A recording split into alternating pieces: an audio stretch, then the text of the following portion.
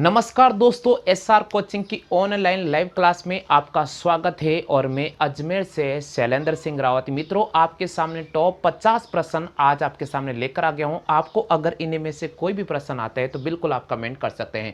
दोस्तों, जैसा कि पहला प्रश्न आपको स्क्रीन पर नजर आ रहा है, ओलंपिक खेल का आयोजन कितने वर्ष के अंतराल में किया जाता है? ऑप्शन दे रखा है 3 साल, बी ऑप्शन दे रखा 4 साल, सी ऑप्शन दे रखा 5 साल और डी ऑप्शन दे रखा 8 साल। तो मित्रों आपको बता देता हूं कि यहां पर अगर आपको इस प्रश्न का आंसर आता तो जल्दी से आप कमेंट कर दीजिएगा।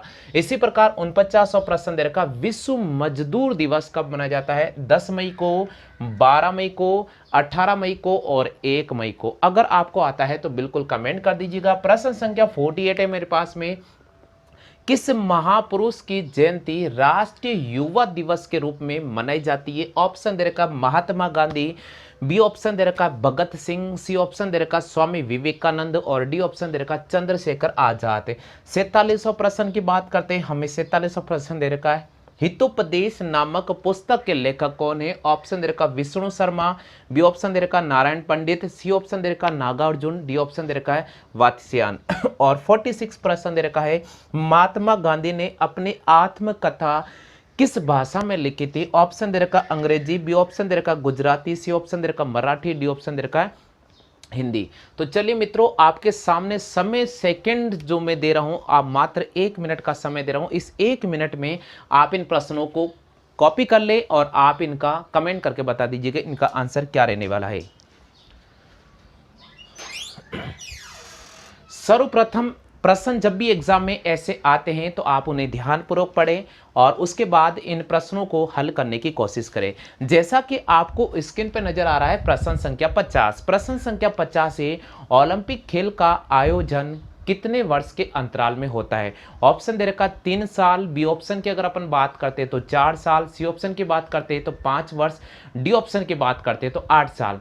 इसी प्रकार 49वां प्रश्न दे रखा है, विश्व मजदूर दिवस कब मनाया जाता है? ऑप्शन दे रखा 10 मई, बी ऑप्शन दे रखा 12 मई, सी ऑप्शन दे रखा 18 मई, डी ऑप्शन दे रखा 1 मई। और 48वां प्रश्न दे रखा, किस महापुरुष की जयंती राष्ट्रीय युवा दिवस के रूप में मनाई जाती है? महात्मा गांधी, भगत सिंह, स्वामी विवेकानंद और चंद्रशेखर आजाद।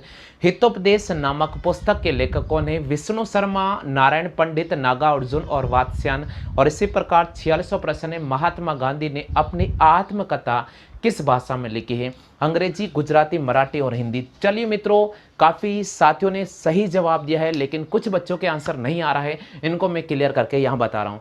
मित्रों, मैं आपको बता देता हूँ, प्रश्न संख्या 50 को मैं राउंड कर चुका हूँ। 50वें प्रश्न को मैंने टिक मार कर दिया है, इसका मतलब इसका आंसर आपको मिलने वाला है। मित्रों, मैं आपको बता रहा हूँ, ओलंपिक खेल का आयोजन कितने वर्ष में होता है? तो 4 वर्ष को हमें राइट करना पड़ेगा। ओलंपिक खेल का जो आयोजन होता है 4 वर्ष के अंतराल में होता है।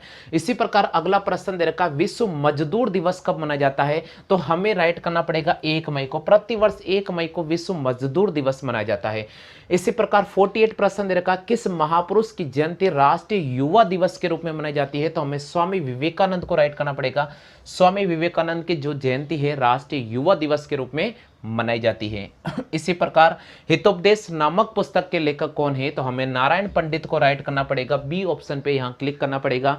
इसी प्रकार अगला प्रश्न दे रखा, महात्मा गांधी जी ने अपनी जो आत्मकथा है वो किस भाषा में लिखी है? हमें अंग्रेजी को राइट करना पड़ेगा। बिल्कुल आपको प्रश्न मिल चुके हैं, तो जल्दी से आप इनकी कॉपी कर लीजिएगा ताकि मैं अगला सेक्शन आपके सामने कवर करा दूं।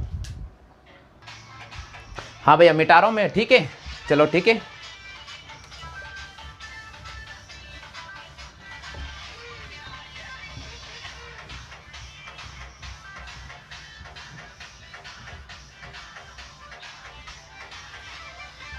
बिल्कुल, अगले प्रश्न आपको स्क्रीन पर नजर आ रहा है। प्रश्न संख्या 45 से लेकर प्रश्न संख्या 41 तक बहुत ही महत्वपूर्ण प्रश्न है। भाई ध्यान पूर्वक करना, थोड़ी सी भी गलती हो गई तो मान लेना कि एग्जाम का जो पेपर है हाथ से निकल सकता है। तो मित्रों, आपको हाथ से नहीं निकालना, आपको धैर्य बनाए रखना है, प्रश्नों को पढ़ना है, एक सही चयन करना है और ऋणात्मक प्रश्नों से बचना है या नेगेटिव आपको बिल्कुल नहीं करना है। तो प्रश्न दे रखा है, ज्ञानपीठ पुरस्कार संबंधित है। ऑप्शन दे रखा साहित्य से, बी ऑप्शन दे रखा संगीत से, सी ऑप्शन दे रखा चित्रकला से, डी ऑप्शन दे रखा हमें चिकित्सा से। 44वां प्रश्न दे रखा है, निम्न में से किस विदेशी नागरिक को भारत रत्न पुरस्कार से सम्मानित किया जा चुका है? Nelson Mandela, Barack Obama, Donald Trump और एडोल्फ हिटलर। चार ऑप्शन आपके सामने नजर आ रहे हैं। 43वां प्रश्न है, शांति निकेतन संबंधित है। ऑप्शन दे रखा रविंद्रनाथ टैगोर से, बी ऑप्शन दे रखा अब्दुल कलाम से, सी ऑप्शन दे रखा राजा राम मोहन राय से, डी ऑप्शन दे रखा सभी से। और इसी प्रकार 42वां प्रश्न है, अमेरिका में दास प्रथा उन्मूलन का श्रेय किसको प्राप्त है? तो ऑप्शन दे रखा है बिल क्लिंटन, बी ऑप्शन दे रखा जॉर्ज बुश, सी ऑप्शन दे रखा है अब्राहम लिंकन और डी ऑप्शन दे रखा सभी। और 41वां प्रश्न दे रखा, भारत में किस महिला को नाइटिंगेल ऑफ इंडिया के नाम से जाना जाता है?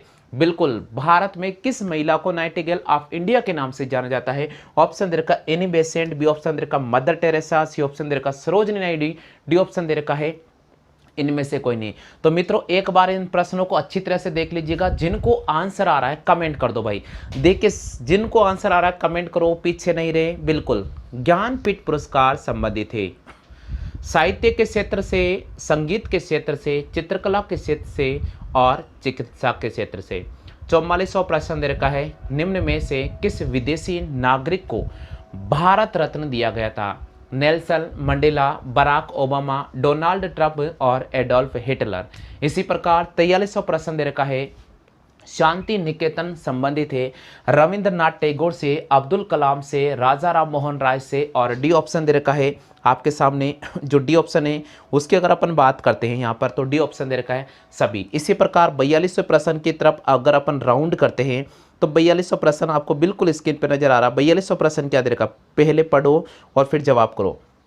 42वां प्रश्न की अगर अपन बात करते हैं, अमेरिका में दास प्रथा उन्मूलन का श्रेय किसे जाता है? तो ऑप्शन दे रखा bill Clinton, George Bush, Abraham Lincoln और डी ऑप्शन दे रखा सभी। और 41वां प्रश्न है, भारत में किस महिला को नाइटिंगेल ऑफ इंडिया के नाम से जाना जाता है? जल्दी से कमेंट कर दो। चल, ज्ञानपीठ पुरस्कार संबंधित है साहित्य के क्षेत्र से, संगीत के क्षेत्र से, चित्रकला के क्षेत्र से और चिकित्सा। तो यहाँ पर हमें ए ऑप्शन को राइट करना पड़ेगा, साहित्य के क्षेत्र से। इसी प्रकार 44वां प्रश्न दे रखा है, निम्न में से किस विदेशी नागरिक को भारत रत्न पुरस्कार से सम्मानित किया जा चुका है? हमें यहाँ पर ए ऑप्शन को राइट करना पड़ेगा, नेल्सन मंडेला। इसी प्रकार अगला प्रश्न दे रखा है, शांति निकेतन संबंधित है रविंद्रनाथ टैगोर से संबंधित है। किससे संबंधित है? रविंद्रनाथ टैगोर से संबंधित है। इसी प्रकार अगला प्रश्न दे रखा है, अमेरिका में दास प्रथा उन्मूलन का श्रेय किसे जाता है? तो हमें सी ऑप्शन को राइट करना पड़ेगा, अब्राहम लिंकन को। बिल्कुल, अमेरिका में दास प्रथा का जो श्रेय जाता है वो अब्राहम लिंकन को जाता है। इसी प्रकार अगला प्रश्न दे रखा, भारत में किस महिला को नाइटिंगेल ऑफ इंडिया के नाम से जाना जाता है? हमें यहाँ पर सी ऑप्शन को राइट करना पड़ेगा, सरोजिनी नायडू को। आगे सभी को एक बार कॉपी कर लीजिएगा। ज्ञानपीठ पुरस्कार संबंधित है साहित्य के क्षेत्र से, निम्न में से किस विदेशी नागरिक को भारत रत्न दिया गया था? हमें नेल्सन मंडेला को राइट करना पड़ेगा। अगला प्रश्न दे रखा, शांति निकेतन संबंधित है रविंद्रनाथ टैगोर को राइट करना पड़ेगा। अमेरिका में दास प्रथा उन्मूलन संबंधित है अब्राहम लिंकन को राइट करना पड़ेगा। भारत में किस महिला को नाइटिंगेल ऑफ इंडिया के नाम से जाना जाता है? सरोजिनी नायडू को राइट करना पड़ेगा। आगे सभी को समझ में? चलिए मित्रों, आगे अपन करते हैं।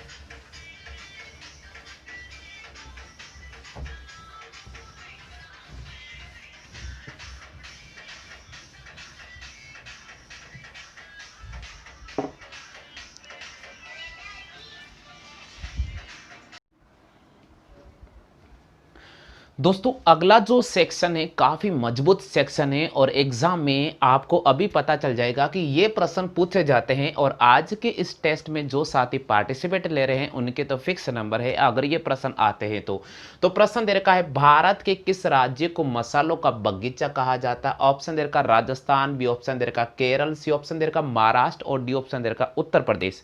बिल्कुल सही कमेंट करना होगा।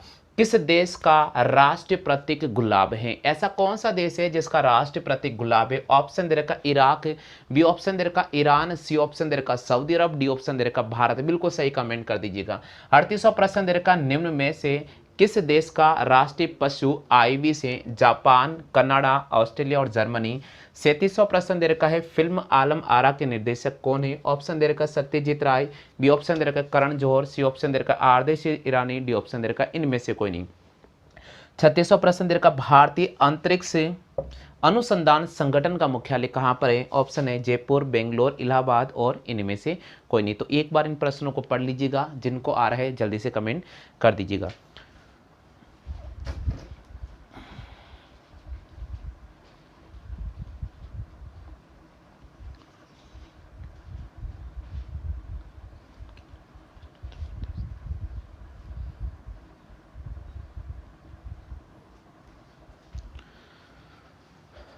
बिल्कुल, अब चलते हैं अपन इनके आंसर की तरफ। तो प्रश्न दे रखा है कि भारत के किस राज्य को मसालों का बगीचा कहा जाता है? हमें यहाँ पर केरल को राइट करना होगा। बिल्कुल, केरल को मसालों का बगीचा कहा जाता है। किस देश का राष्ट्रीय प्रतीक गुलाब है? तो हमें ईरान को राइट करना पड़ेगा। ईरान का जो राष्ट्रीय प्रतीक है वे गुलाब है। निम्न में से किस देश का राष्ट्रीय पशु आइबिस है? तो हमें जापान को राइट करना पड़ेगा। जापान का जो राष्ट्रीय पशु है वे आइबिस है। फिल्म आलम आरा के निर्देशक कौन है? तो फिल्म आलम आरा के जो निर्देशक है वो आर्देशिर ईरानी है। कौन है? आर्देशिर ईरानी। और 36वां प्रश्न दे रखा है, भारतीय अंतरिक्ष अनुसंधान संगठन इसरो का जो मुख्यालय कहाँ पर है? हमें बेंगलोर को राइट करना पड़ेगा। बिल्कुल, बेंगलोर में इसका मुख्यालय स्थित है।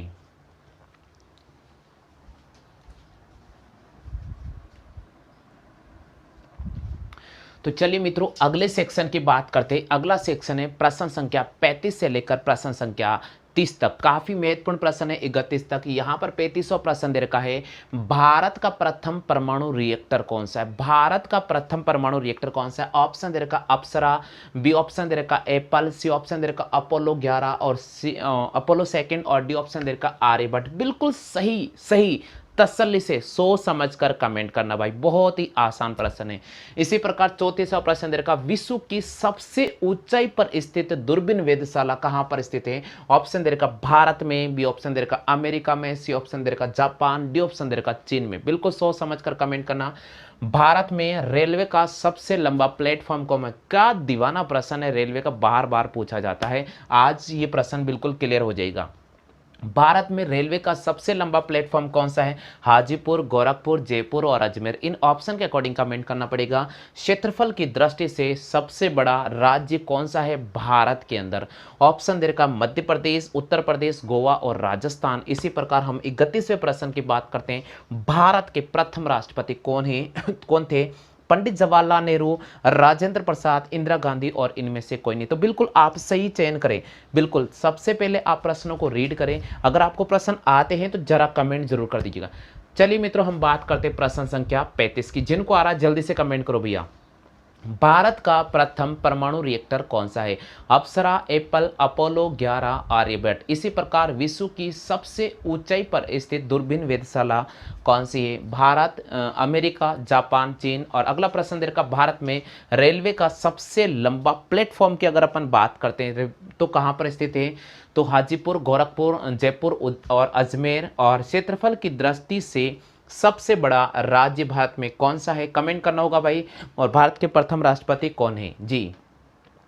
तो चलिए मित्रों, मैं आपके सामने इन सभी प्रश्नों के आंसर कमेंट कर रहा हूं। बहुत ही आसान प्रश्न है। बिल्कुल, पहले प्रश्न की बात करते हैं कि भारत का प्रथम परमाणु रिएक्टर कौन सा है। अगर मित्रों ये आता है कि भारत का प्रथम परमाणु रिएक्टर कौन सा है तो हम ए ऑप्शन को राइट करेंगे, अप्सरा। हाँ मित्रों, भारत का जो प्रथम परमाणु रिएक्टर है वो है अप्सरा। बिल्कुल विश्व के सबसे ऊंचाई पर स्थित दूरबीन कहाँ पर स्थित है? तो हमें हमारे भारत को ही राइट करना पड़ेगा। बिल्कुल, विश्व की सबसे ऊंचाई पर स्थित दूरबीन का अगर प्रश्न आता है तो भारतीय खगोलीय वेधशाला दक्षिणी पूर्व लद्दाख में लेह के निकट हॉनले में स्थित है। बिल्कुल बिल्कुल, कहाँ पर है? दक्षिणी पूर्व लद्दाख के निकट हॉनले में स्थित है भारत की सबसे बड़ी और विश्व की सबसे बड़ी वेधशाला। भारत में रेलवे का सबसे लंबा प्लेटफॉर्म कौन सा है? तो बिल्कुल हम सही जवाब करेंगे गोरखपुर को। क्षेत्रफल की दृष्टि से सबसे बड़ा राज्य कौन सा है? बिल्कुल हम सही जवाब करेंगे राजस्थान को। राजस्थान क्षेत्रफल की दृष्टि से सबसे बड़ा राज्य है। भारत के प्रथम राष्ट्रपति कौन थे? बिल्कुल हमें एक राइट करना पड़ेगा, डॉक्टर राजेंद्र प्रसाद को। बिल्कुल भारत के प्रथम राष्ट्रपति थे। तो आगे सभी को समझ में, जल्दी से आप कॉपी कर लीजिएगा। अगले सेक्शन के अगले प्रश्न में आपके सामने लेकर आ रहा हूँ। बिल्कुल दोस्तों, अगला जो प्रश्न दे रखा है काफ़ी महत्वपूर्ण प्रश्न है। यहाँ प्रश्न नंबर 30 की अगर अपन बात करते हैं तो 30वां प्रश्न दे रखा है, इसरो का पूरा नाम क्या है?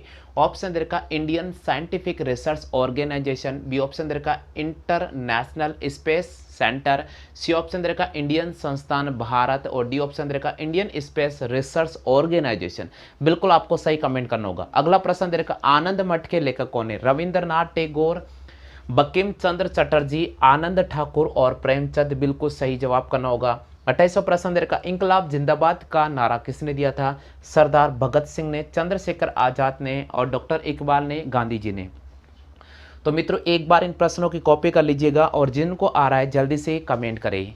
प्रश्न का लैंग्वेज क्या दे रखा है, सबसे पहले आप प्रश्न का लैंग्वेज पढ़ें और फिर आप इन प्रश्नों को हल करें। इसरो का पूरा नाम क्या है? इंडियन साइंटिफिक रिसर्च ऑर्गेनाइजेशन, जिसको हम बोलते हैं international space centre. B option दे रखा है international space centre, C option दे रखा है इंडियन संस्थान भारत, डी ऑप्शन दे रखा है इंडियन स्पेस रिसर्च ऑर्गेनाइजेशन। 29वां प्रश्न दे रखा, आनंद मठ के लेखक कौन है? रविंद्रनाथ, बंकिम चंद्र चटर्जी, आनंद ठाकुर, प्रेमचंद। 28वां प्रश्न दे रखा, इंकलाब जिंदाबाद का नारा किसने दिया था? सरदार भगत सिंह ने, चंद्रशेखर आजाद ने और डॉक्टर इकबाल ने और गांधी जी ने। तो चलिए मित्रों हम बात कर लेते हैं। यहाँ पर जो 30वां प्रश्न है वो है, इसरो का पूरा नाम क्या है? तो इसरो का जो पूरा नाम है हमें डी ऑप्शन को राइट करना पड़ेगा, इंडियन स्पेस रिसर्च ऑर्गेनाइजेशन। बिल्कुल डी ऑप्शन को राइट करना पड़ेगा। और इसी प्रकार हम बात कर लेते हैं 29वें प्रश्न के, आनंद मठ के लेखक कौन है? रविंद्रनाथ, बंकिम चंद्र चटर्जी, आनंद ठाकुर और प्रेमचंद। हमें बी ऑप्शन को राइट करना पड़ेगा, बंकिम चंद्र चटर्जी द्वारा आनंद मठ की स्थापना की गई थी, आनंद मठ लिखा गया था, बिल्कुल रचित था। 28वां प्रश्न था, इंकलाब जिंदाबाद का नारा किसने दिया था? तो इंकलाब जिंदाबाद का जो नारा दिया था सरदार भगत सिंह ने दिया था। बिल्कुल हमें ए ऑप्शन को राइट करना पड़ेगा। आगे सभी को समझिए, जल्दी से कॉपी कर लीजिएगा। बिल्कुल अगला जो सेक्शन चल रहा है, प्रश्न संख्या 23 से लेकर प्रश्न 27 से लेकर प्रश्न संख्या 23 तक है। एक बार पढ़े और अगर आ रहे हैं तो कमेंट करें। साथ ही यहाँ दे रखा है, सार्क संगठन का मुख्यालय कहाँ पर स्थित है? दिल्ली, ढाका, काठमांडू और कोलंबो। बिल्कुल सही जवाब चयन करना पड़ेगा। अगला प्रश्न दे रखा, निम्न में विरोध का प्रतीक कौन सा है? हरा झंडा, पीला झंडा, नीला झंडा, काला झंडा। स्वराज मेरा जन्मसिद्ध अधिकार है, मैं इसे लेकर ही रहूंगा। ये कथन किसका था? बाल गंगाधर तिलक, लाला लाजपत राय, भगत सिंह और इनमें से कोई नहीं। राष्ट्रपिता के नाम से मशहूर हैं पंडित जवाहरलाल नेहरू, जयप्रकाश नारायण, महात्मा गांधी और इनमें से कोई नहीं। 23वां प्रश्न दे रखा, कंगारू किस देश का राष्ट्रीय पशु है? बिल्कुल सही ऑप्शन का चयन करना पड़ेगा। जिसको आ रहा है जल्दी से बिल्कुल सही ऑप्शन का चयन करें और कमेंट करके बताइए आंसर क्या होगा। सर्वप्रथम प्रश्नों को पढ़ें, उसके बाद सही जवाब का चयन करें। सार्क संगठन का मुख्यालय कहाँ पर है? दिल्ली, ढाका, काठमांडू, कोलंबो। सही जवाब करें। निम्न में से विरोध का प्रतीक है हरा झंडा, पीला झंडा, नीला झंडा और उसके बाद हमें दे रखा है काला झंडा। स्वराज मेरा जन्मसिद्ध अधिकार है, मैं इसे लेकर ही रहूंगा। ये कथन किसका था? बाल गंगाधर तिलक, लाला लाजपत राय, भगत सिंह, इनमें से कोई नहीं। राष्ट्रपिता के नाम से मशहूर है पंडित जवाहरलाल नेहरू, जयप्रकाश नारायण, महात्मा गांधी, इनमें से कोई नहीं। कंगारू किस देश का राष्ट्रीय पशु है? तो चलिए मित्रों हम बात कर लेते हैं इन सभी प्रश्नों की। तो यहाँ दे रखा, सार्क संगठन का मुख्यालय कहाँ पर है? सार्क संगठन का जो मुख्यालय वो काठमांडू में स्थित है। कहाँ पर है? काठमांडू। 27वें प्रश्न का आंसर आपको मिल चुका है। 26वें प्रश्न की बात करते हैं, निम्न में विरोध का प्रतीक कौन सा है? हरा झंडा, पीला, नीला, काला। तो हमें यहाँ पर डी ऑप्शन को राइट करना पड़ेगा। काला झंडा है विरोध का प्रतीक है। स्वराज मेरा जन्मसिद्ध अधिकार है, मैं इसे लेकर ही रहूंगा। बाल गंगाधर तिलक का ये नारा था। बिल्कुल राष्ट्रपिता के नाम से फेमस थे या मशहूर हैं, तो कौन है भैया? हमें यहाँ पर राइट करना पड़ेगा किसको? महात्मा गांधी जी को। तो बिल्कुल कंगारू किस देश का राष्ट्रीय पशु है? तो बिल्कुल सही बात है, ऑस्ट्रेलिया का है। नहीं ऑप्शन दे रखा है, बिल्कुल डी को राइट करेंगे, लेकिन सही जवाब क्या होगा? ऑस्ट्रेलिया। ठीक है, तो कंगारू किस देश का राष्ट्रीय पशु है? अगर आपसे प्रश्न पूछ ले तो हमें ऑस्ट्रेलिया को सही जवाब चयन करना पड़ेगा। तो जल्दी से कॉपी कर लीजिएगा, काफी महत्वपूर्ण प्रश्नों का सेक्शन में आपके सामने लेकर आ गया हूँ। वीडियो अगर पसंद आ रहा है तो बिल्कुल आप लाइक कर सकते हैं और शेयर जरूर कर सकते हैं। चलिए मित्रों, अगला प्रश्न दे रखा राष्ट्रीय फिल्म एवं विकास निगम की स्थापना कब की गई थी। ऑप्शन दे रखा 1969, बी ऑप्शन दे रखा 1980, सी ऑप्शन दे रखा 1982, डी ऑप्शन दे रखा 1985। बिल्कुल सही जवाब कमेंट करना होगा। अगला प्रश्न दे रखा भारत का प्रथम खुला विश्वविद्यालय कहाँ पर स्थित है। पुणे, अन्नामुलाई, जोधपुर और नई दिल्ली। इसी प्रकार अगला प्रश्न दे रखा सत्यार्थ प्रकाश नामक पुस्तक के लेखकों ने जयशंकर प्रसाद, दयानंद सरस्वती, फिरदौसी और इनमें से कोई नहीं।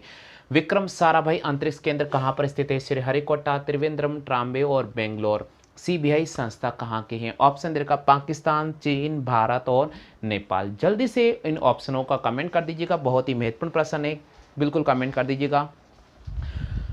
यहाँ पर दे रखा राष्ट्रीय फिल्म एवं विकास निगम की स्थापना कब की गई थी। तो बिल्कुल सही प्रश्न का कमेंट करें। भारत का प्रथम खुला विश्वविद्यालय कहाँ पर स्थित है। सत्यार्थ प्रकाश नामक पुस्तक के लेखक कौन हैं और विक्रम साराभाई अंतरिक्ष केंद्र कहाँ पर है। सीबीआई कहाँ की संस्था है। बिल्कुल हम बात करेंगे राष्ट्रीय फिल्म विकास निगम की स्थापना 1980 में की गई थी।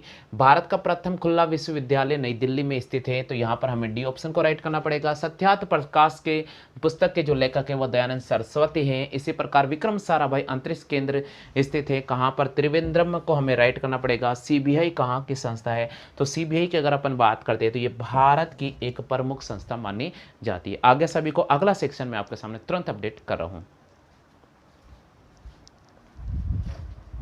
नमस्कार दोस्तों, एसआर कोचिंग अजमेर की ऑनलाइन क्लास में आपका स्वागत है और मैं टेक्निकल एग्जाम गुरुजी से शैलेंद्र सिंह रावत। नमस्कार दोस्तों, आपके अपने यूट्यूब चैनल पर स्वागत है। मैं टेक्निकल एग्जाम गुरुजी से शैलेंद्र सिंह रावत। मित्रों, आज के वीडियो में हम एक बार फिर से लेकर आ गए राजनीतिक विज्ञान के बहुत ही महत्वपूर्ण 10 प्रश्न, यानी हम पढ़ रहे हैं यहाँ पर पॉलिटी से संबंधित और वे 10 प्रश्न जो बार बार एग्जाम में आते हैं। तो मित्रों, यहाँ पर जो प्रश्न दे रखा पहले आप उसे पढ़ लीजिएगा। अगर आपको इस प्रश्न का आंसर आता तो कमेंट जरूर कर दीजिएगा। दोस्तों, यहाँ दे रखा मॉन्टेग्यू चेम्सफोर्ड सुधार में प्रावधान था। मॉन्टेग्यू चेम्सफोर्ड में सुधार के अंदर प्रावधान था। क्या प्रावधान किया था। पहला ऑप्शन दे रखा राज्यों की स्वायत्तता। दूसरा ऑप्शन दे रखा है प्रांतों में दोहरा शासन। तीसरा ऑप्शन दे रखा हिंदू मुस्लिम में अलग निर्वाचन का प्रावधान किया गया था। डी ऑप्शन है राज्यपाल को वीटो शक्ति के अधिकार के संबंधित था। तो आपको राइट करना पड़ेगा।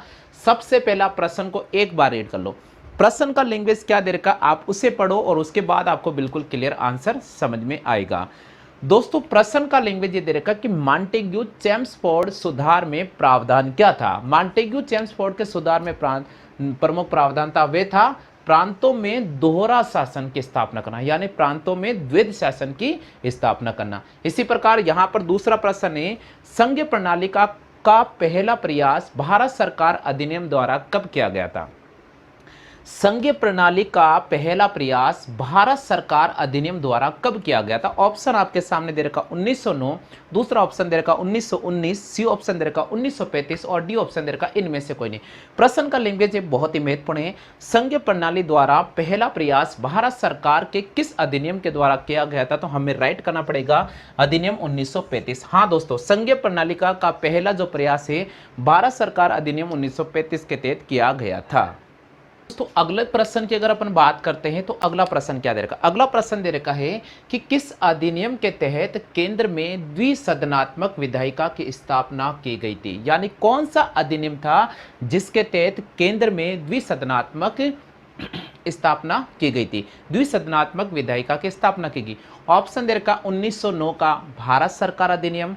दूसरा ऑप्शन दे रखा 1919 के भारत सरकार अधिनियम। तीसरा दे रखा 1935 के भारत सरकार अधिनियम और डी ऑप्शन दे रखा सभी।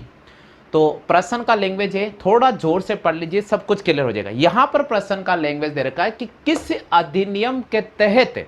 देखो, अगर पॉलिटी अगर आप पढ़ने जा रहे हो ना तो वहां पर प्रश्न को ध्यानपूर्वक पढ़ना, क्योंकि थोड़ी सी गलती की आंसर सीधा नेगेटिव चला जाएगा। तो प्रश्न का लैंग्वेज है कि किस अधिनियम के तहत केंद्र में द्विसदनात्मक विधायिका की स्थापना की गई थी। द्विसदनात्मक विधायिका की स्थापना की गई थी। ऑप्शन दे रखा है 1909 भारत सरकार अधिनियम। बी ऑप्शन है 1919 के भारत सरकार अधिनियम। बिल्कुल ऐड करना पड़ेगा 1919 के भारत सरकार अधिनियम के तहत। ठीक है, इसी प्रकार अपन बात करते अगला प्रश्न। अगला प्रश्न दे रखा है किसने 1909 में माल्य मिंटो सुधार में कांग्रेस के उदारवादियों के लिए रिश्वत कहकर आलोचना की। यानी इनमें से कौन थे जिसने 1909 के माल्य मिंटो सुधार में कांग्रेस के उदारवादियों के लिए रिश्वत कहकर आलोचना की थी? ऑप्शन दे रखा है डॉक्टर के एम मुंशी, पट्टाभी सीतारामैया,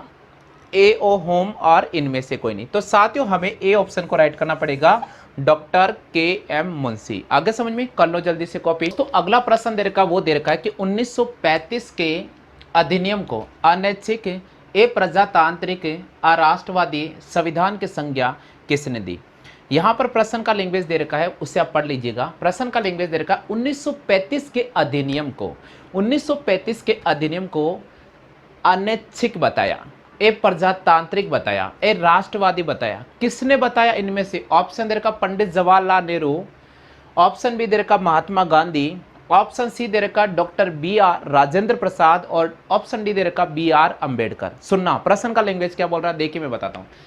1935 के अधिनियम को, 1935 के अधिनियम को अनैच्छिक, ए प्रजातांत्रिक, अराष्ट्रवादी संविधान की संज्ञा किसने दी थी? पंडित जवाहरलाल नेहरू ने। किसने दी है? पंडित जवाहरलाल नेहरू। अगला प्रश्न पढ़ना, किस अधिनियम के तहत केंद्र और प्रांतों के मध्य, किस अधिनियम के तहत केंद्र और प्रांतों के मध्य शक्तियों का विभाजन किया गया था? 1909 का अधिनियम, 1935 का अधिनियम, 1919 का अधिनियम, 1942 का अधिनियम। प्रश्न का लैंग्वेज एक बार पढ़ लीजिएगा। किस अधिनियम के तहत, किस अधिनियम के तहत केंद्र और प्रांतों के बीच में शक्तियों को विभाजन किया गया था? हमें राइट करना पड़ेगा 1935 का अधिनियम। क्या राइट करना पड़ेगा? 1935 का अधिनियम। तो यहाँ प्रश्न अगला क्या दे रखा है? अगला प्रश्न दे रखा है कि 1935 के अधिनियम द्वारा, 1935 के अधिनियम द्वारा पहला ऑप्शन दे रखा संघ न्यायालय की स्थापना की गई, दूसरा ऑप्शन दे रखा प्रांतीय स्वायत्तता दी गई, सी ऑप्शन दे रखा गवर्नर जनरल को विशेष अधिकार दिए और डी ऑप्शन दे रखा सभी। मित्रों अगर इस प्रश्न का आंसर आता तो आप कमेंट कर सकते हैं, बहुत महत्वपूर्ण प्रश्न है। 1935 के अधिनियम के द्वारा संघ न्यायालय की स्थापना की गई, बिल्कुल सही बात है। प्रांतीय स्वायत्तता दी गई, बिल्कुल सही बात है। गवर्नर जनरल को विशेष अधिकार दिया, बिल्कुल ये भी सही है। तो यहाँ पर हमें डी ऑप्शन को राइट करना पड़ेगा, यानी सभी यहाँ पर सही जवाब होगा। अगला प्रश्न दे रखा है प्रांतीय स्वायत्तता की शुरुआत हुई थी किस अधिनियम के तहत? 1919 का अधिनियम, 1935 का अधिनियम, 1909 का अधिनियम और 1922 का अधिनियम। तो साथियों हमें डी ऑप्शन को राइट करना होगा, 1935 का अधिनियम। क्योंकि यहाँ पर देखो आप, इसको देखो आप, 1935 के अधिनियम के द्वारा प्रांतीय स्वायत्तता दी गई थी। तो यहाँ पर प्रश्न यही तो है कि प्रांतीय स्वायत्तता दी गई थी, प्रांतीय स्वायत्तता की शुरुआत की गई थी कौन से अधिनियम के तहत? तो हमें बी ऑप्शन को राइट करना पड़ेगा, 1935 के अधिनियम के तहत। आगे समझ में, जल्दी से कॉपी कर लो। रासायनिक तौर पर हीरा क्या है? ऑप्शन दे रखा धातु कार्बोनेट का मिश्रण, बी ऑप्शन दे रखा शुद्ध कार्बन, सी ऑप्शन दे रखा रेत का शुद्ध रूप और डी ऑप्शन दे रखा कैल्शियम व मैग्नीशियम फास्फेट का मिश्रण। तो दोस्तों अगर एग्जाम में ये प्रश्न आता तो आप क्या राइट करोगे? रासायनिक तौर पर हीरा क्या है? ऑप्शन दे रखा है शुद्ध कार्बोनेट का मिश्रण, बी ऑप्शन दे रखा है शुद्ध कार्बन, सी ऑप्शन दे रखा है रेत का शुद्ध रूप और डी ऑप्शन दे रखा है कैल्शियम व मैग्नीशियम फास्फेट का मिश्रण। तो मित्रों मैं आपको बता देता हूँ, रासायनिक तौर पर जो हीरा है वो एक प्रकार से शुद्ध कार्बन है। हीरा ठोस शुद्ध कार्बन है, यानी इसको हीरा को अपन ठोस कार्बन भी कहते हैं, ठोस कार्बन भी कहते हैं। आप हमेशा ध्यान रखना, ठोस कार्बन या शुद्ध कार्बन, ठीक है, ये आप ध्यान रखना। हीरा ठोस कार्बन है या शुद्ध कार्बन है। हो गया क्लियर? तो यहाँ पर हमें बी ऑप्शन को राइट करना होगा। अगर एग्जाम में ये प्रश्न आता है तो आप बी ऑप्शन को ही राइट करना। आगे सभी को समझ में? तो जल्दी से आप कॉपी कर लीजिएगा। अगला प्रश्न मैं लेकर आ रहा हूँ। दोस्तों अगला प्रश्न दे रखा है कि खाद्य तेल को वनस्पति घी में बदला जाता है। ऑप्शन दे रखा ऑक्सीकरण के द्वारा, बी ऑप्शन दे रखा अपचयन के द्वारा, सी ऑप्शन दे रखा क्रिस्टलन के द्वारा और डी ऑप्शन दे रखा हाइड्रोजनीकरण के द्वारा। तो दोस्तों यहाँ पर जो प्रश्न जो दे रखा है उसका मैं बिल्कुल आपको सटीक आंसर बता रहा हूँ। प्रश्न का लैंग्वेज दे रखा है खाद्य तेल को वनस्पति घी में बदला जाता है। तो खाद्य तेल को वनस्पति घी में बदलने की जो प्रक्रिया कहलाती है वो कहलाती है हाइड्रोजनीकरण द्वारा। यानी खाद्य तेल को वनस्पति घी में बदलने की जो प्रक्रिया कहलाती है हाइड्रोजनीकरण यानी निकिल उत्प्रेरक की उपस्थिति में गर्म किया जाता है वनस्पति तेल को, और जब गर्म किया जाता है तो यहाँ पर जो बनता है वो डालडा घी प्राप्त होता है। तो यहाँ पर हमें हाइड्रोजनीकरण को ही राइट करना पड़ेगा। दोस्तों यहाँ पर जो अगला प्रश्न नजर आ रहा है वे नजर आ रहा है कि बिजली के बल्ब में कौन सी गैस भरी होती है। ऑप्शन दे रखा वायु, बी ऑप्शन दे रखा ऑक्सीजन, सी ऑप्शन दे रखा नाइट्रोजन और डी ऑप्शन दे रखा कार्बन डाइऑक्साइड। तो प्रश्न का लैंग्वेज दे रखा है कि बिजली के बल्ब में कौन सी गैस भरी होती है। तो दोस्तों देखो, वायु तो हो नहीं सकती है, ऑक्सीजन नहीं हो सकती है, नाइट्रोजन हो सकती है। बिल्कुल, बिजली के बल्ब में जो गैस भरी जाती है नाइट्रोजन हो सकती है, क्योंकि कार्बन डाइऑक्साइड यहाँ पर नहीं हो सकती है। तो बिजली के बल्ब में जो गैस भरी जाती है वो कौन सी भरी जाती है, इसकी प्रश्न के अकॉर्डिंग हमें यहाँ पर सी ऑप्शन को राइट करना पड़ेगा, नाइट्रोजन को।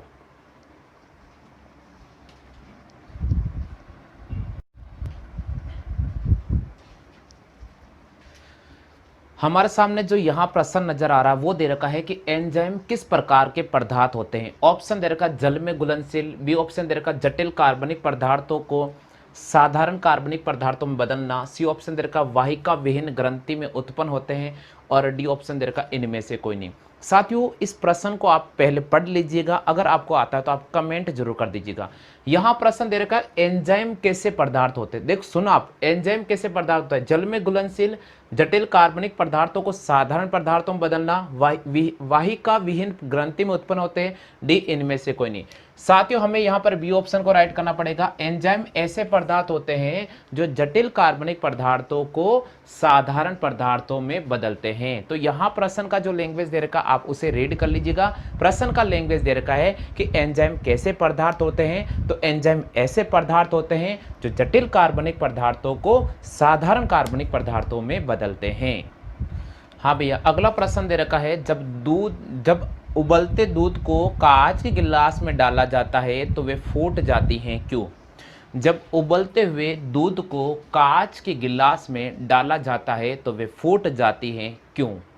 ऑप्शन दे रखा कांच आसानी से गर्म हो जाता है, बी ऑप्शन दे रखा उबलने वाले द्रव अधिक दाब उत्पन्न करते हैं, सी ऑप्शन दे रखा सीसा ऊष्मा का खराब चालक होता है और डी ऑप्शन दे रखा सीसा अधातु होता है। आपको अगर ये प्रश्न आ रहा है तो आप एक बार कमेंट कर दीजिएगा, मुझे तो पता नहीं है लेकिन एक बार जिन साथियों को ये प्रश्न आता है कमेंट कर दीजिएगा। यहाँ पर प्रश्न का जो लैंग्वेज दे रखा सबसे पहले आप उसे रीड कर लीजिएगा। प्रश्न दे रखा है जब उबलते दूध को कांच के गिलास में डाला जाता है तो वे फूट जाती हैं, क्यों। कांच आसानी से गर्म हो जाता है, उबलने वाले द्रव अधिक दाब उत्पन्न करते हैं, सीसा ऊष्मा का खराब चालक होता है, सीसा अधातु होता है। तो हमें यहाँ पर राइट करना पड़ेगा बी ऑप्शन को, क्योंकि जो भी द्रव उबलता है, जो भी द्रव्य पदार्थ उबलता है तो उसमें जो प्रेशर होता है वो बढ़ जाता है। और जब जैसे अपन उबलते हुए दूध को या खोलते हुए दूध को अगर अपन कांच के गिलास में डालते हैं तो जब गिलास में डालते हैं तो उसका दाब बढ़ जाता है और दाब बढ़ने का वो प्रसारित होता है, तो गिलास प्रसारित होता है और जब गिलास प्रसारित हो जाता है इसलिए गिलास चटक जाता है या फिर फूटने की संभावना बढ़ जाती है।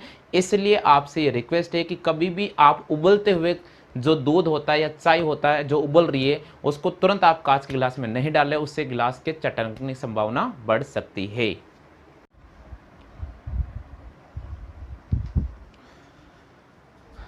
अगला प्रश्न दे रखा है बैटरियों में इस्तेमाल किया जाता है। बैटरी के अंदर इस्तेमाल किया जाता है एसिटिक अम्ल, HCl अम्ल, H2SO4 अम्ल और इनमें से कोई नहीं। तो साथ में मैं आपको बता देता हूं कि बैटरियों के अंदर जो इस्तेमाल किया जाता है वो H2SO4 अम्ल इस्तेमाल किया जाता है। इसी प्रकार नींबू व संतरे में पाया जाता है साइट्रिक अम्ल, एसिटिक अम्ल, ऑक्जेलिक अम्ल और इनमें से कोई नहीं। तो यहाँ पर हमें साइट्रिक अम्ल को राइट करना होगा। बिल्कुल खट्टे पदार्थों में जो पाया जाता है वह साइट्रिक अम्ल है, तो यहाँ पर हमें साइट्रिक अम्ल को राइट करना पड़ेगा। बिल्कुल आप इसकी कॉपी कर लीजिएगा। यहाँ दे रखा बैटरियों में इस्तेमाल किया जाता है, H2SO4 का इस्तेमाल होता है बैटरियों के अंदर और नींबू व संतरे में पाया जाता है, तो यहाँ पर हमें साइट्रिक अम्ल को राइट करना पड़ेगा।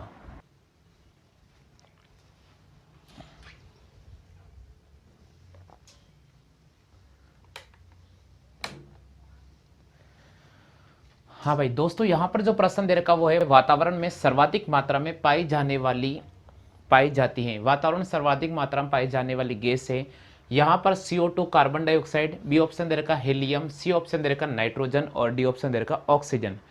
अगला प्रश्न दे रखा पशुओं की हड्डियों व दांतों में पाया जाता है। सोडियम, शर्करा, कैल्शियम सल्फेट और कैल्शियम फास्फेट। इनमें से कोई भी अगर आपको प्रश्न आता है तो आप रिप्लाई कमेंट कर सकते हैं दोस्तों। बहुत ही आसान प्रश्न है और एग्जाम में इस प्रकार के प्रश्न बनने की संभावना कुछ ज़्यादा होती है। तो दोस्तों मैं आपको बता देता हूं कि वातावरण में जो सर्वाधिक मात्रा में पाई जाती है वो नाइट्रोजन पाई जाती है। क्या पाई जाती है? नाइट्रोजन। इसी प्रकार पशुओं की हड्डियों व दांतों में पाया जाता है, तो यहाँ पर हमें राइट करना पड़ेगा कैल्शियम फास्फेट को। पशुओं की हड्डियों एवं दांतों में जो पदार्थ पाया जाता है वो है कैल्शियम फास्फेट। पहला नजर आ रहा है कि अमोनिया के सर्जन में काम आने वाली गैस कौन सी है? ऑप्शन दे रखा है नाइट्रोजन व ऑक्सीजन, दूसरा ऑप्शन दे रखा ऑक्सीजन तथा नाइट्रिक ऑक्साइड, तीसरा ऑप्शन दे रखा नाइट्रोजन व मीथेन और चौथा ऑप्शन दे रखा नाइट्रोजन व हाइड्रोजन। अगर एग्जाम में ऐसा कोई भी प्रश्न आता तो कैसे हल करेंगे? तो साथियों यहां पर दे रखा है कि अमोनिया के सर्जन में काम आने वाली गैस कौन सी है, तो आपको ध्यान होगा कि अमोनिया के सर्जन में जो काम आने वाली गैस है वो है अमोनिया। देखो अमोनिया का फॉर्मूला क्या होता है, सबसे पहले आप इसको देखो, आप NH3 होता है या नहीं होता है? तो NH3 होता है, तो इसका मतलब यहां से हमारे पास निकल जाएगा नाइट्रोजन और H का मतलब है हाइड्रोजन। तो अमोनिया के सर्जन में काम आने वाली जो गैस होती है वे नाइट्रोजन व हाइड्रोजन से बनी होती है। किसकी बनी होती है? नाइट्रोजन व हाइड्रोजन की बनी होती है। अब मित्रों मैं आपको बता देता हूं कि अमोनिया का उपयोग कहां किया जाता है। साथियों आपको पता होगा कि इस अमोनिया का जो उपयोग किया जाता है वो किया जाता है यूरिया में। कहां पर किया जाता है? यूरिया में किया जाता है। यानी यूरिया उत्पादन में अमोनिया का इस्तेमाल किया जाता है और इसके अलावा इसका जो इस्तेमाल किया जाता है रेफ्रिजरेटर में किया जाता है। फ्रिज के में अमोनिया गैस भरी होती है, ठीक है, रेफ्रिजरेटर में भी इसका इस्तेमाल किया जाता है। अब मित्रों सबसे महत्वपूर्ण जानकारी मैं आपको बता देता हूं कि औद्योगिक उत्पादन में अमोनिया का जो निर्माण किया जाता है वह हेबर विधि द्वारा किया जाता है। तो कई बार यह प्रश्न भी आता है, यहां पर मैं लिख रहा हूं हेबर विधि। औद्योगिक स्तर पर अमोनिया का जो उत्पादन किया जाता है वो हेबर विधि द्वारा किया जाता है। कौन सी विधि द्वारा किया जाता है? हेबर विधि द्वारा। आगे समझ में। अब इसी प्रकार आपके सामने दूसरा प्रश्न दे रखा है जल का शुद्धतम रूप क्या होता है। देखिए मित्रों आप इस प्रश्न का लैंग्वेज पकड़ना। जल यानी हमारा पानी, इस पानी की बात कर रहे हैं हम H2O। जल का शुद्धतम रूप क्या होता है? जल का शुद्धतम रूप क्या होता है? समुद्र का जल होता है क्या? नहीं, समुद्र का जल शुद्ध नहीं होता, हमेशा ध्यान रखना। आगे दे रखा नल का जल होता है क्या? बिल्कुल नहीं होता, नल का जल भी शुद्ध नहीं होता है। हैंडपंप का जल होता नहीं। हमें राइट करना होगा जल का जो शुद्धतम रूप होता है वो वर्षा का जल होता है, जिसे हम आशुद्ध जल भी कहते हैं। कौन सा जल कहते हैं? आशुद्ध जल कहते हैं। आप हमेशा ध्यान रखना, यानी वर्षा का जो शुद्धतम रूप होता है, जल का जो शुद्धतम रूप होता है वह आशुद्ध जल कहलाता है, जिसे हम वर्षा का जल भी कहते हैं। इसी प्रकार अगला प्रश्न आ रहा है पैरासीटामोल क्या है? पैरासीटामोल क्या है भैया? आपको पता होगा ऑप्शन दे रखा ए पीड़ाहारी, बी ऑप्शन दे रखा एक प्रतिजैविक, सी ऑप्शन दे रखा एक सल्फा ड्रग्स और डी ऑप्शन दे रखा इनमें से कोई नहीं। पैरासीटामोल का इस्तेमाल हम कब करते हैं? अगर मान लीजिए हमें नॉर्मल साधारण बुखार आ जाता है या हमें सर्दी जुकाम कुछ हो जाता है तो हम पैरासीटामोल की टेबलेट ले लेते हैं और उससे क्या हमें राहत मिलती है या नहीं मिलती है? इसका मतलब पैरासीटामोल एक ऐसी टेबलेट है जो हमारे शरीर में पीड़ाहारी के रूप में काम करती है, यानी जो आपको दर्द होता है उस दर्द को राहत हमें देती है। तो यहाँ पर हमें पीड़ाहारी के रूप में, यहाँ पर हमें ए ऑप्शन को राइट करना पड़ेगा। आगे समझ में। इसी प्रकार में बहुत ही महत्वपूर्ण अगले प्रश्न लेकर आ रहा हूं। हाँ जी, तो दोस्तों अगला जो प्रश्न है वो प्रश्न दे रखा है कि पृथ्वी की पपड़ी पर विशुद्ध रूप से पाई जाने वाली धातु कौन सी है? यहाँ पर ऑप्शन दे रखा है सोडियम, दूसरा जो ऑप्शन दे रखा है वह दे रखा मैग्नीशियम, तीसरा ऑप्शन दे रखा कॉपर और चौथा ऑप्शन दे रखा प्लेटिनियम। तो दोस्तों यहाँ पर Na का मतलब सोडियम है, मैं यहाँ लिख रहा हूँ, यहाँ पर सोडियम कहते हैं इसको। Cu का मतलब इसको अपन कॉपर कहते हैं, जिसको अपन तांबा भी कहते हैं। Mg का मतलब होता है मैग्नीशियम। क्या होता है इसमें? मैग्नीशियम, ठीक है। और Pt का मतलब होता है प्लेटिनियम,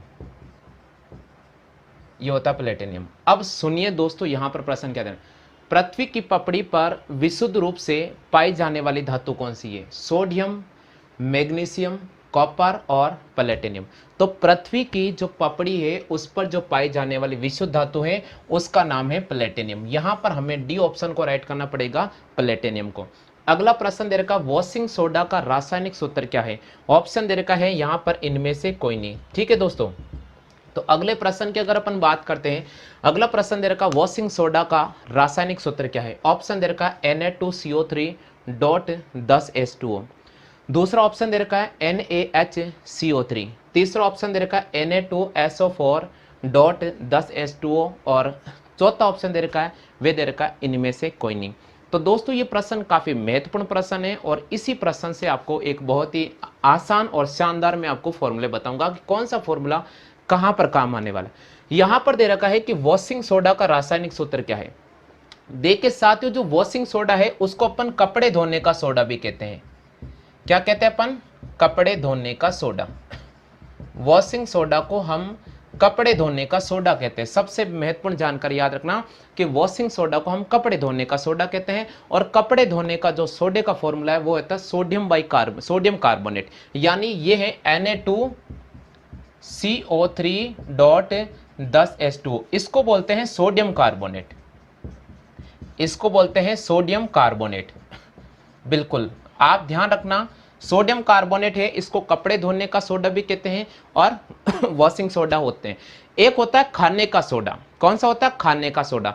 तो खाने का सोडा वाला तरीका कैसे याद रखेंगे? आपको याद रखना है सोडियम बाइकार्बोनेट। देखिए मित्रों, आप अगर याद रखोगे सोडियम खाने का सोडा, यहां लिखा मैंने खाने का सोडा। अब खाने का सोडा का फॉर्मूला क्या होता है? खाने के जो सोडा है उसका जो फॉर्मूला होता है वो होता है सोडियम बाइकार्बोनेट, यानी NaHCO3। ये जो नजर आ रहा है ना NaHCO3, ये खाने का सोडा है, इसको बोलते हैं सोडियम बाइकार्बोनेट। तो ये लिखा मैंने सोडियम बाइकार्बोनेट। सोडियम बाइकार्बोनेट है, इसको अपन खाने का सोडा कहते हैं। अब सबसे जरूरी है ये क्या लिखा देखो मित्रों, इसको क्या पढ़ेंगे अपन। यहां पर लिखा गया Na2SO4, इसको बोलते हैं सोडियम सल्फेट। क्या बोलते हैं इसको? इसको हम कहते हैं सोडियम सल्फेट। और इसका इस्तेमाल कहां किया जाता है? इसका जो इस्तेमाल किया जाता है वो ग्लास बनाने में किया जाता है, यानी कांच बनाने में, ग्लास व कांच बनाने में, ग्लास व कांच बनाने में किया जाता है, ग्लास व कांच बनाने में किया जाता है। ये आप बहुत जरूरी है। सोडियम, इसको बोलते हैं सोडियम सल्फेट। क्या बोलते हैं इसको? Sodium sulphate, sodium sulphate. तो यहां से आपको बहुत इंपॉर्टेंट जानकारी मिल चुकी है। सबसे पहले वॉशिंग सोडा का रासायनिक सूत्र क्या होता है? वॉशिंग सोडा को जो रासायनिक सूत्र होता है वो हमारे पास, इसको राइट करना पड़ेगा Na2CO3। इसको बोलते हैं सोडियम कार्बोनेट, यानी कपड़े धोने का सोडा। इसको अपन वॉशिंग सोडा भी कहते हैं और कपड़े धोने का सोडा भी कहते हैं। NaHCO3 सोडियम बाइकार्बोनेट है, इसे हम खाने का सोडा कहते हैं। इसी प्रकार यहां दे रखा Na2SO4.10H2O, इसको बोलते हैं सोडियम सल्फेट। इसको ग्लास व कांच बनाने के रूप में भी इसका इस्तेमाल किया जाता है। तो जल्दी से आप कॉपी कर लीजिएगा, ये काफी महत्वपूर्ण प्रश्न है और एग्जाम में इस प्रकार के जो प्रश्न बनते हैं वो आप ध्यान रखना। सोडियम सल्फेट है Na2SO4.10H2O, ग्लोबल साल्ट के नाम भी कहा जाता है, इसको ग्लोबल साल्ट भी कहा जाता है। इसका जो दूसरा नाम है वो ग्लोबल साल्ट है, याद रखें, ग्लोबल साल्ट। ठीक है, तो ये आप ध्यान रखिएगा। इसी प्रकार में अगले प्रश्न लेकर आ गया हूं, ये भी काफी महत्वपूर्ण रहने वाले हैं। यहां पर जो अगला प्रश्न आ रहा है ये काफी महत्वपूर्ण प्रश्न है। यहां पर दे रखा है कि वनस्पति घी के औद्योगिक उत्पादन की प्रक्रिया में शामिल है। ऑप्शन दे रखा वियोजन, बी ऑप्शन दे रखा अपचयन, सी ऑप्शन दे रखा ऑक्सीकरण और डी ऑप्शन दे रखा आयनीकरण। इसी प्रकार अगला जो प्रश्न है वो है रासायनिक रूप से गन्ने की शर्करा है।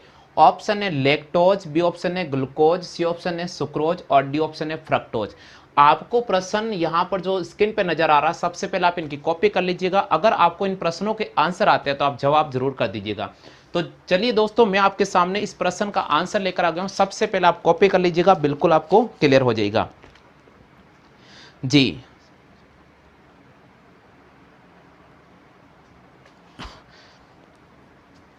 बिल्कुल दोस्तों, यहां पर दे रखा है कि वनस्पति घी के औद्योगिक उत्पादन की प्रक्रिया में शामिल होता है। वनस्पति घी का जो औद्योगिक उत्पादन किया जाता है उस अपक्रिया को हम कहते हैं क्या? ऑप्शन दे रखा है वियोजन, बी ऑप्शन दे रखा है अपचयन, सी ऑप्शन दे रखा है ऑक्सीकरण, और डी ऑप्शन की अगर अपन बात करते हैं तो हमें दे रखा है आयनीकरण। तो साथियों मैं आपको बता देता हूं, यहां पर हमें बी ऑप्शन को राइट करना पड़ेगा।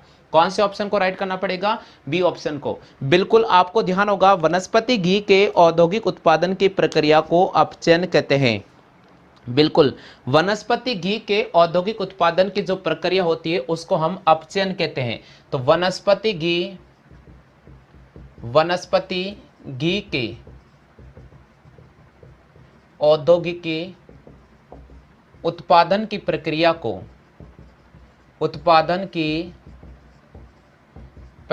को अपचयन कहते हैं। क्या कहते हैं अपन? अपचयन कहते हैं। तो ये बहुत ही महत्वपूर्ण जानकारी, वनस्पति घी के औद्योगिक उत्पादन की प्रक्रिया को हम अपचयन कहते हैं। और दोस्तों आपको पता होगा कि जब औद्योगिक वनस्पति घी का जो इस्तेमाल किया जाता है, अपचयन की जो प्रक्रिया है, इसमें जिस उत्प्रेरक का इस्तेमाल किया जाता है उस उत्प्रेरक का नाम है निकेल उत्प्रेरक। कौन सा उत्प्रेरक होता है? निकेल उत्प्रेरक। और आपको पता होगा दोस्तों, उत्प्रेरक की जो सबसे पहले खोज की थी वो बिर्जिलियस नामक वैज्ञानिक ने की थी। तो ये भी आप ध्यान रखें कि उत्प्रेरक की जो खोज की थी वो ब्रिजिलियस नामक वैज्ञानिक ने की थी। किसने की थी? ब्रिजिलियस नामक वैज्ञानिक ने की थी। ये आप विशेषकर ध्यान रखें। अगला प्रश्न दे रखा है कि रासायनिक रूप से गन्ने की शर्करा है।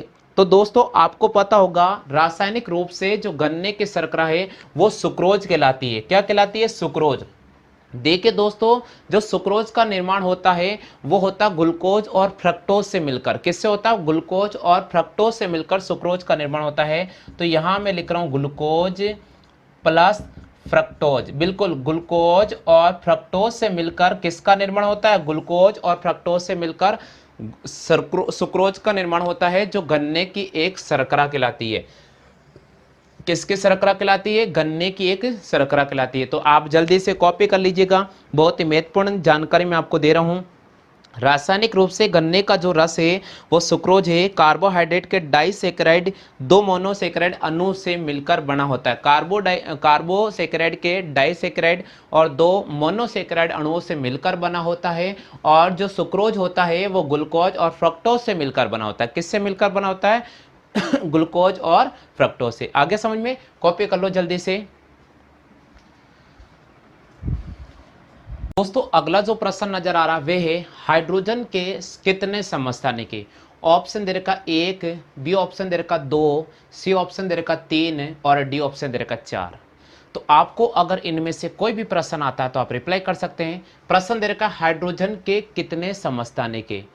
1, 2, 3 और 4। इसके बाद अगला प्रश्न दे रखा है समुद्री गोताखोर किसका इस्तेमाल करते हैं? समुद्री गोताखोर होते हैं जो श्वसन की क्रिया के दौरान किसका इस्तेमाल करते हैं? ऑक्सीजन व कार्बन डाइऑक्साइड का। बी ऑप्शन दे रखा है हाइड्रोजन व हीलियम का। सी ऑप्शन दे रखा है ऑक्सीजन व हीलियम का। और डी ऑप्शन दे रखा इनमें से कोई नहीं। अगर साथियों आपको इन दोनों में से कोई भी प्रश्न आता तो कमेंट कर सकते हैं। सबसे पहले आप इसकी कॉपी कर लीजिएगा, बहुत ही महत्वपूर्ण प्रश्न है। इनके आंसर मैं आपके सामने टैली करके बता रहा हूं। सबसे पहले जी, हाइड्रोजन के कितने समस्थानिक? यहां पर आपको बिल्कुल क्लियर ऑप्शन नजर आ रहा है। हाइड्रोजन के कितने समस्थानिक? ऑप्शन दे रखा 1, बी ऑप्शन दे रखा 2 और सी ऑप्शन दे रखा 3 और डी ऑप्शन दे रखा 4। मित्रों मैं आपको बता देता हूं, यहां पर लिखा गया हाइड्रोजन, और इस हाइड्रोजन की अगर अपन बात करते हैं तो हाइड्रोजन के 3 समस्थानिक होते हैं। हाइड्रोजन के 3 समस्थानिक होते हैं। हाइड्रोजन के 3 समस्थानिक होते हैं। कौन कौन से होते हैं? एक होता है प्रोटियम, दूसरा जो होता है वो होता है ड्यूटेरियम, और तीसरा होता है सक्रिय रेडियो समस्थानिक। सक्रिय रेडियो समस्थानिक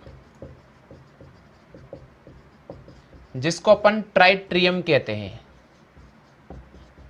ये ट्राइट्रियम, यानी हाइड्रोजन के 3 समस्थानिक होते हैं। एक का नाम होता है प्रोटियम, दूसरे का नाम होता है ड्यूटेरियम और तीसरे का नाम होता है ट्राइट्रियम। क्या नाम होता है तीसरे का? ट्राइटियम। ट्राइट्रियम, ड्यूटेरियम और प्रोटियम। अब दोस्तों सबसे पहले प्रोटियम क्या होता है? ये हाइड्रोजन का एक ऐसा समस्थानिक होता है जिसमें न्यूट्रॉन अनुपस्थित रहता है। यानी इसमें न्यूट्रॉन बिल्कुल भी नहीं होता है।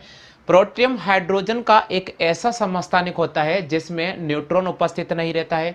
वही अगर अपन बात करते हैं ड्यूटेरियम, ड्यूटेरियम हाइड्रोजन का एक ऐसा समस्थानिक होता है जिसका निर्माण भारी जल में किया जाता है, जिसका निर्माण भारी जल में किया जाता है। भारी जल का मतलब आप समझते हो क्या होता है? भारी जल का मतलब होता है भाई D2O। क्या होता है? D2O। और इसका जो अणुभार होता है वो 20 होता है। तो यहां मैं बता रहा हूं भारी जल, इसको हम D2O कहते हैं, और इसका जो अणुभार होता है वो कितना होता है? इसका जो अणुभार होता है वो 20 होता है। और आपको ये पता होगा कि भारी जल का जो इस्तेमाल किया जाता है परमाणु नाभिक के परमाणु रिएक्टर में मंदक के रूप में किया जाता है। कहां पर किया जाता है?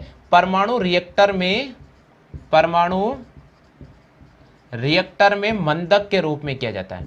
यानी परमाणु रिएक्टर में मंदक के रूप में किसका इस्तेमाल किया जाता है? भारी जल का इस्तेमाल किया जाता है। अब अगला आता है सक्रिय रेडियो समस्थानिक जिसका नाम है ट्राइट्रियम। बिल्कुल, ट्राइट्रियम हाइड्रोजन का तीसरा समस्थानिक है और इसका जो इस्तेमाल किया जाता है रेडियो सक्रिय समस्थानिकों के रूप में किया जाता है। हो गया क्लियर? तो यहां पर हमें किसको राइट करना पड़ेगा? सी को राइट करना पड़ेगा। अगला जो प्रश्न दे रखा बहुत ही महत्वपूर्ण है। अगला प्रश्न दे रखा है कि श्वसन के लिए समुद्री गोताखोर किसका इस्तेमाल करते हैं? बिल्कुल साथियों, आपको याद रखना होगा ऑक्सीजन और हीलियम। ऑक्सीजन और देखो, ऑक्सीजन तो अपन वैसे अपन ग्रहण करते हैं। ऑक्सीजन भाई देखो यहां पर है, ऑक्सीजन और कार्बन डाइऑक्साइड नहीं हो सकता है, बिल्कुल नहीं कर सकते। हाइड्रोजन व हीलियम नहीं, ऑक्सीजन तो अपन वैसे ही ग्रहण करते हैं ना, तो दूसरे ऑप्शन को भी काट दो। कभी कभी क्या होता है कि जो प्रश्न दिया होता है ना उसमें ऑप्शन से आंसर आ जाता है। हम मान लीजिए अपन को कुछ भी नहीं आता तो थोड़ा सा एनालाइज कर लिया करो प्रश्नों को कि यार प्रश्न क्या कहना चाह रहा है। भाई प्रश्न ये कहना चाह रहा है कि समुद्री गोताखोर किसका इस्तेमाल करते हैं श्वसन की क्रिया में? तो सांस लेने के लिए अपन ऑक्सीजन ग्रहण करते हैं, तो भाई सीधी सी बात है ऑक्सीजन के साथ कार्बन डाइऑक्साइड थोड़ी लेंगे। इसका मतलब ये पहला ऑप्शन तो कैंसिल आउट हो गया। हाइड्रोजन और हीलियम पॉसिबल ही नहीं है, तो इसको वैसे ही काट दो। अब यहां ऑक्सीजन के साथ क्या नजर आ रहा है? हीलियम। तो हमें ऑक्सीजन और हीलियम को राइट करना होगा। यानी गोताखोर जब समुद्र के अंदर गोता लगाते हैं तो उस दौरान वो जब गहराई में जाते हैं तो सांस लेने के लिए किसका इस्तेमाल करते हैं? ऑक्सीजन और हीलियम का इस्तेमाल करते हैं। इसका जो मिश्रण होता है उसका इस्तेमाल करते हैं ताकि उन्हें सांस लेने में किसी प्रकार की कोई भी तकलीफ नहीं हो। आगे समझ में? तो आज का ये टॉप 10 प्रश्न कैसा लगा है इसके बारे में कमेंट कर सकते हैं। रेगुलर इसी समय आप नोट कर लीजिएगा, इसी समय आज 20 मई से हम शुरू कर देते हैं ये शेड्यूल, और इसी समय आपको 20 जो प्रश्न 10 प्रश्न मिलेंगे साइंस के, 10 प्रश्न आएंगे रीजनिंग के, 10 प्रश्न होंगे मैथ के। इसके अलावा राजस्थान के जो दुर्ग में स्टार्ट कर चुका हूं वो क्लास लाइव लेना नहीं भूलेगा, और मॉर्निंग में जो क्लास हमारी मैथ के जो चल रही है वो वैसे ही चलेगी, उसी टाइम चलेगी, उसमें कोई फेरबदल नहीं किया जाएगा।